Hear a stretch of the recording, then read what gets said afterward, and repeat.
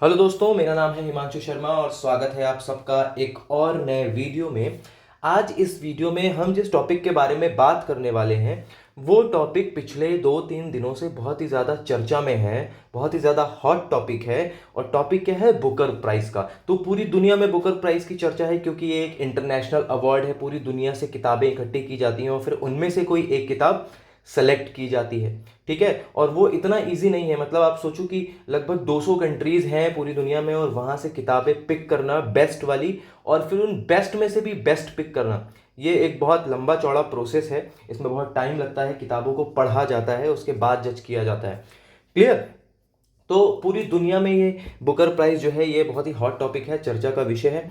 But हमारे लिए proud की बात क्या है कि ये जो प्राइज है 2022 में जो मिला है वो इंडिया के किसी राइटर को मिला हुआ है। किसको मिला है? गीतांजलि श्री को मिला है। ठीक है, उनकी एक बुक है जो कि हिंदी में लिखी गई है, रेत समाधि। तो उन्होंने इतिहास रच दिया है। क्या इतिहास रच दिया है? इतिहास ये रच दिया है कि भाई बुकर प्राइज की हिस्ट्री में इंडिया की किसी लोकल लैंग्वेज को, इंडिया की लैंग्वेज को, यहां पर सिर्फ हिंदी की बात नहीं हो रही है, किसी भी लैंग्वेज की बात हो रही है, लेकिन क्योंकि ये जो किताब है वो हिंदी में है तो आप हिंदी भी कह सकते हो। बट इंडिया की किसी भी लैंग्वेज को, ओरिजिनली जो इंडिया की लैंग्वेज में लिखी गई किताब है, उसको बुकर प्राइज पहली बार मिला है बुकर प्राइज की हिस्ट्री में। तो ये इतिहास हो गया है और जीके का क्वेश्चन भी हो सकता है। ठीक है, तो ये आप याद रखिएगा। तो ये हमारे लिए प्राउड की बात है कि गीतांजलि श्री को बुकर प्राइज मिला है इंडिया से, और इंडिया में भी पिछले 2-3 दिनों से ये बहुत ही ज़्यादा हॉट टॉपिक है। जो लोग गीतांजलि श्री को नहीं जानते थे वो सब अब उनको जानने लगे हैं, क्योंकि उनको एक मिला है बहुत ही ज़्यादा प्रेस्टिजियस, बहुत ही ज़्यादा फेमस इंटरनेशनल लेवल का award, which is Booker prize. ठीक है, तो इसके बारे में हम इस वीडियो में आज बात करेंगे। सबसे पहले हम पढ़ेंगे हिस्ट्री ऑफ बुकर प्राइज। अब हिस्ट्री पढ़ने से पहले एक मिस्ट्री आपको सॉल्व करनी है कि क्यों आप लोग वीडियो आकर देखते तो हो बट चैनल को सब्सक्राइब नहीं करते हो। तो अगर आप वीडियो देख रहे हो, चैनल को सब्सक्राइब अभी तक नहीं किया है, तो सबसे पहले चैनल को सब्सक्राइब कर लो and react after watching this video. आप लाइक करो, डिसलाइक करो, कोई फोर्स नहीं है, आपका जो मन करे वो करके जाओ, बट रिएक्ट करके जाओ। ठीक है, तो हिस्ट्री ऑफ बुकर प्राइज हम पढ़ने वाले हैं। हिस्ट्री ऑफ बुकर प्राइज के बारे में हम देखिए, बुकर प्राइज को नॉर्मली हम क्या कहते हैं? जब भी बात होती है तो नॉर्मली उसको जाना जाता है बुकर प्राइज। ठीक है, बट 1969 से लेकर सन 2001 तक इसको जाना जाता था किस नाम से? बुकर प्राइज फॉर फिक्शन के नाम से जाना जाता था। कब से कब तक? 1969 से लेकर सन 2001 तक। आफ्टरवर्ड क्या हुआ? 2002 से 2019 के बीच में इसको कहा जाने लगा मैन बुकर प्राइज। ठीक है, तो यहां पे आपको दो नाम मिल गए। 1969 से 2001 तक इसको कहते थे बुकर प्राइज फॉर फिक्शन, और उसके बाद इसको 2002 से 2019 तक कहते थे मैन बुकर प्राइज। क्लियर? लेकिन नॉर्मली हम लोग बात करते हैं तो क्या कहते हैं? Booker prize. क्लियर हो गया? ये एक लिटरेरी अवार्ड है। लिटरेरी मतलब साहित्य के क्षेत्र में दिया जाने वाला अवार्ड है, जो कि हर साल दिया जाता है, ईच ईयर। किसको दिया जाता है? बेस्ट नॉवेल को जो कि इंग्लिश में लिखी गई हो। ठीक है, उसकी ओरिजिनल लैंग्वेज क्या होनी चाहिए? ओरिजिनल लैंग्वेज होनी चाहिए इंग्लिश। ये एक शर्त है इसकी। दो शर्तें हैं यहां पर, मैं आपको बता देता हूं। पहली शर्त तो आपको पता चल गई कि जो नॉवेल है वो इंग्लिश में लिखी होनी चाहिए। ठीक है, उसकी ओरिजिनल लैंग्वेज क्या होनी चाहिए? इंग्लिश। और दूसरी शर्त क्या है कि उसका पब्लिश होना जरूरी है यूनाइटेड किंगडम और आयरलैंड, दोनों में से किसी भी एक जगह पर उस किताब को पब्लिश होना जरूरी है, तभी वो इस कंपटीशन में या इस अवार्ड का पार्ट हो सकती है। क्लियर? तो ये दो शर्तें हैं, पहला इंग्लिश में होनी चाहिए, दूसरा यूके और आयरलैंड में से किसी एक जगह पब्लिश होनी चाहिए। क्लियर हो गई बात? Okay. The winner of the Booker prize receives international publicity. भाई देखो, ये जो अवार्ड है ये इंटरनेशनल लेवल का अवार्ड है। ये तो आप सबको पता ही है, मैं बता ही चुका हूं। ये जिस किसी को भी मिलता है उसको क्या मिलती है? International publicity. अब गीतांजलि श्री को कितने लोग जानते थे? ठीक है, पर्सनली मैं कहूं तो मैंने महीने भर पहले इनकी किताब के बारे में सुना था, जब मुझे पता चला था कि हाँ इनका भी नॉमिनेशन या फिर इनकी भी किताब बुकर प्राइज की रेस में शामिल है। ठीक है, तब मुझे पता चला था। तो मैं भी नहीं जानता था, मेरी तरह बहुत सारे लोग, और मैं नहीं जानता था जो कि किताबें बहुत ज़्यादा पढ़ता है। ठीक है, अब जो लोग किताबें नहीं पढ़ते हैं तो वो तो बिल्कुल भी नहीं जानते होंगे इनको, ये जाहिर सी बात है। बट नाउ आज जब आप ये वीडियो देख रहे हो, everyone knows Geetanjali Shree, and even उनकी बुक का नाम, वो किताबें पढ़ते हो या ना पढ़ते हो। ठीक है, तो इंटरनेशनल पब्लिसिटी मिल गई है उनको। अब वो एक क्या हो गई हैं, पब्लिक फिगर हो गई हैं पूरी दुनिया के लिए। ठीक है, और राइटर तो है ही। और इस पब्लिसिटी का फायदा क्या होता है कि जो किताबों की सेल है वो बूस्ट हो जाती है, मतलब किताबें बहुत ज़्यादा बिकती हैं। भाई आप देखो ना, ऑस्कर कोई मूवी जीतती है तो उसको लोग देखने के लिए टूट पड़ते हैं कि भाई ऐसा क्या था इस किताब में, इस मूवी में, जो कि लोग इसको ऑस्कर दे रहे हैं। ऐसे ही किताब को बुकर प्राइज मिला है, तो अभी तक जिसने नहीं भी पढ़ी थी वो भी इस किताब को ऑर्डर कर रहा है, दुकानों से खरीद रहा है और पढ़ेगा। मैं भी पढ़ रहा हूँ और रिव्यू करूँगा जल्द ही, जैसे ही किताब खत्म हो जाती है हम डिस्कस करेंगे उस किताब के बारे में। तो सेल बूस्ट हो जाती है। अब इसका एग्जाम्पल क्या है, कल ही मैं चेक कर रहा था अमेजोन पे, इंग्लिश वर्जन और हिंदी दोनों ही हैशटैग बेस्ट सेलर 1 दिखा रहे हैं, और उससे पहले जब मैंने खरीदी थी तब ऐसा कुछ भी नहीं लिखा हुआ था। ठीक है, और कल जिस दुकान पे मैं गया था बुक्स देखने के लिए, वहां भी रेत समाधि या टॉम्ब ऑफ सेंट नहीं है। क्यों नहीं है? क्योंकि इतनी ज़्यादा बिक रही है। उनका कहना है कि भैया आती है तुरंत बिक जाती है, बहुत डिमांड में। तो क्या हुआ, ये इफेक्ट हुआ है उनके प्राइस जीतने के बाद, उससे पहले नहीं। ठीक है, तो सेल बूस्ट हो जाती है। When the prize was first created, जब कभी भी ये प्राइस शुरू किया गया था पहली बार, only novels written by Commonwealth. Commonwealth का मतलब जहां जहां पर अंग्रेजों ने राज किया है, ठीक है, जो अंग्रेजों की कॉलोनीज थी वहां पर। तो पहली बार जब ये बनाया गया, अवार्ड पहली बार दिया गया, तो इसमें कौन कौन से जगहों की किताबें आती थी? कॉमनवेल्थ कंट्रीज की, आयरलैंड के राइटर्स की किताबें, साउथ अफ्रीकन राइटर्स की किताबें, और फिर जिम्बाब्वे के सिटीजन जो हैं या उनके जो राइटर हैं उनकी भी किताबें एलिजिबल होती थी। किस चीज़ के लिए एलिजिबल होती थी? इस प्राइज में कंपीट करने के लिए। ठीक है, उनको ये प्राइज दिया जा सकता था। तो ये लिमिटेशन थी। क्या लिमिटेशन थी? देख रहे हो ना आप, लिमिटेशन ये थी कि सिर्फ कॉमनवेल्थ कंट्रीज, सिर्फ आयरलैंड के writer, south African writer and Zimbabwe के राइटर्स ही इसमें पार्ट ले सकते थे, या उनकी किताबें ही इसका हिस्सा हो सकती थी। बट ये सिनेरियो चेंज हो गया। कब चेंज हो गया? 2014 में इस क्राइटेरिया को बहुत ही वाइड कर दिया गया और इंटरनेशनल कर दिया गया।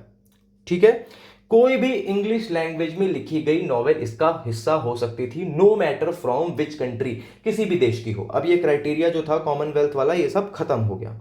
ठीक है, ये एक हाई प्रोफाइल लिटरेरी अवार्ड है। आपको हाई प्रोफाइल, आप समझ ही रहे हो, हाई प्रोफाइल मतलब पूरी दुनिया में इसका नाम होता है भाई, तो हाई प्रोफाइल तो है ही। ब्रिटिश कल्चर में भी एक हाई प्रोफाइल लिटरेरी अवार्ड है, मतलब साहित्य के क्षेत्र में दिया जाने वाला सबसे बड़ा अवार्ड यही है, इसके ऊपर कोई भी अवार्ड नहीं है।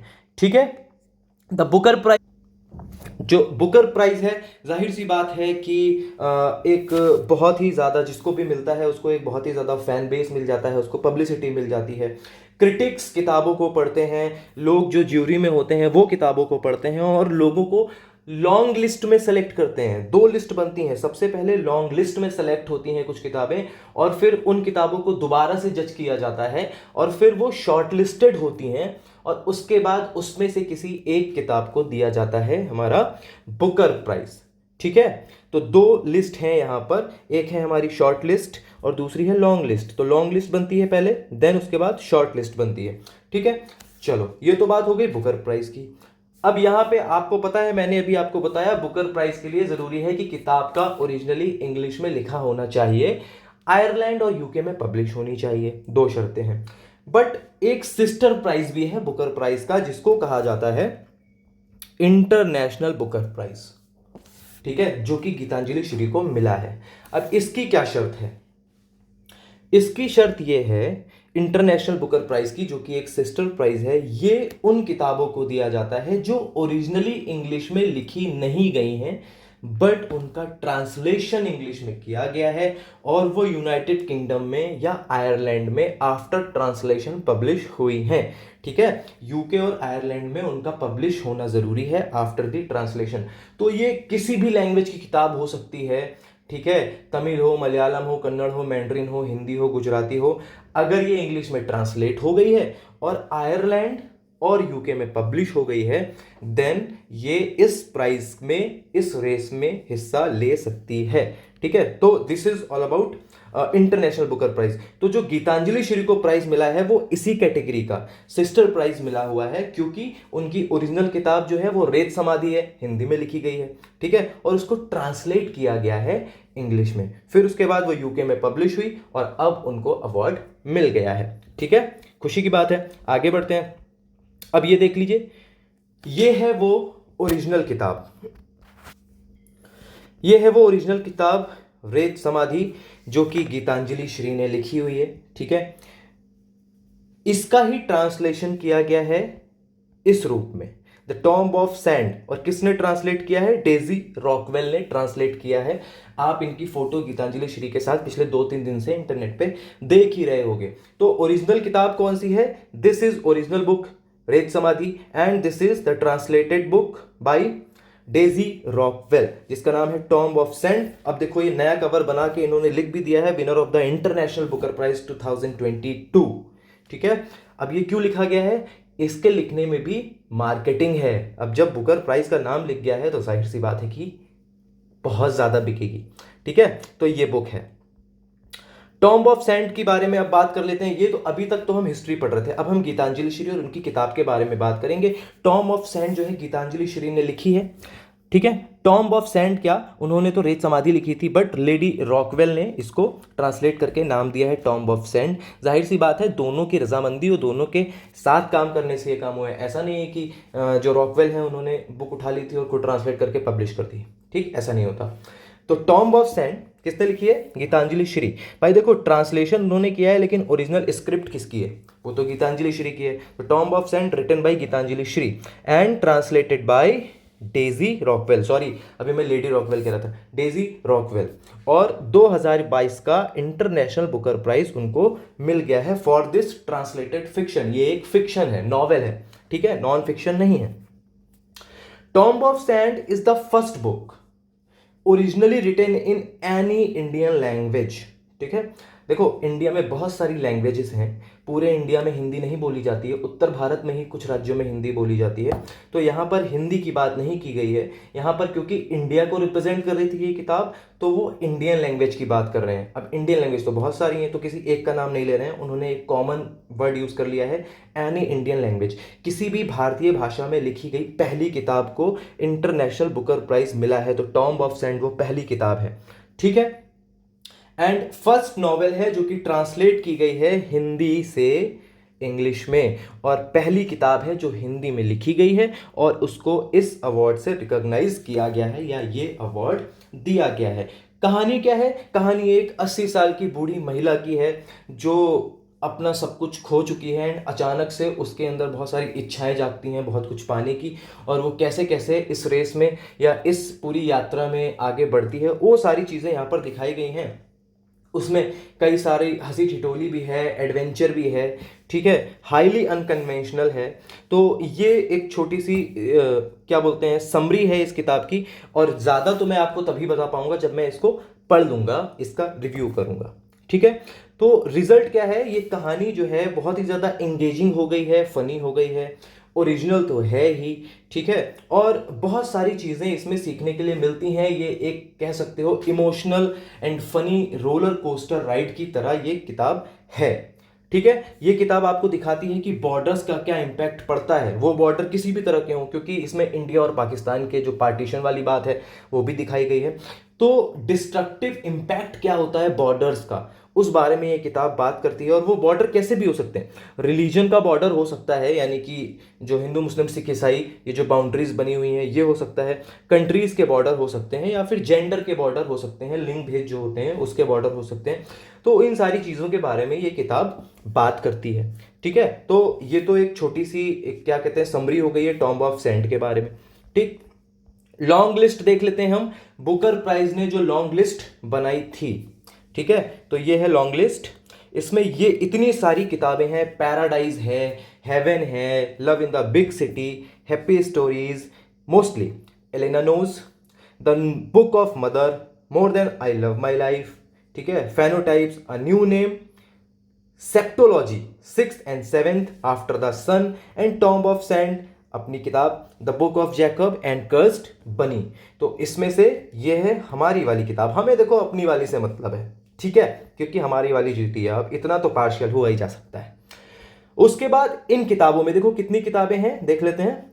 1 2 3 4 5 6 7 8 9 10 11 12 13 किताबें हैं, ठीक है।